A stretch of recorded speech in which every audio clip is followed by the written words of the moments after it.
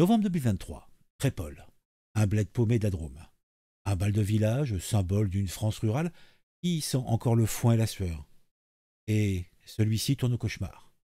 Thomas, 16 ans, s'écroule, un couteau planté dans le bide. Autour, des cris, du sang et des témoignages qui glacent. On veut tuer du blanc. Un an et demi plus tard, un gradé de la gendarmerie, planqué sous l'anonymat, lâche une bombe dans Marianne. Ces mots, on ne les a pas inventés. Ils sont dans les 200 auditions. Mais les journalistes, eux, semblent avoir raté le train de la vérité. Surprenant, non? En tout cas, moi, ça me surprend. 5 jours après le drame, un adjudant a rédigé un procès-verbal qui met le feu aux poudres. Des témoins, pas un ni deux, mais plusieurs, rapportent des insultes racistes anti-blancs. On ferme les yeux ou on assume? C'est l'interrogation du gradé. Avec 200 dépositions, difficile de parler de délire isolé. Pourtant, ce PV, comme un vieux squelette dans un placard, disparaît des radars. Égaré, enterré.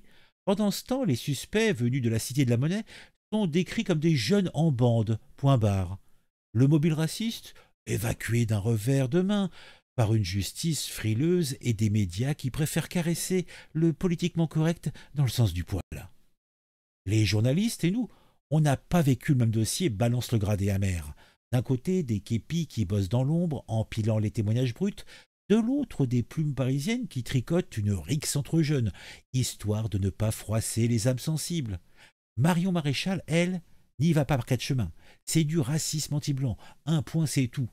Pendant ce temps, un livre, Une nuit en France, tente de réécrire l'histoire, aux grandes dames des familles des victimes qui crient au ramassis de conneries. Qui ment, qui truc? Le fossé est béant.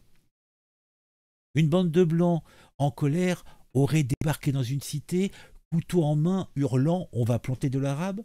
Les manchettes hurleraient au scandale, les assos antiracistes défileraient et le mot racisme serait gravé dans le marbre judiciaire avant le premier café du matin.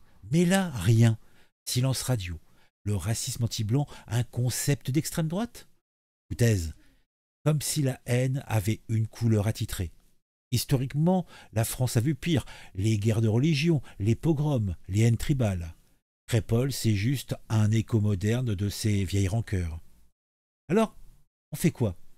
On se bouche le nez, comme dit le gradé, ou on regarde la bête en face? L'affaire Crépol n'est pas un fait divers. C'est un miroir tendu à une société qui tremble sur ses bases. Le racisme anti-blanc existe, point. Le nier, c'est donner un blanc-seing à la violence. C'est trahir Thomas et les siens. Alors, à bon entendeur, à très vite.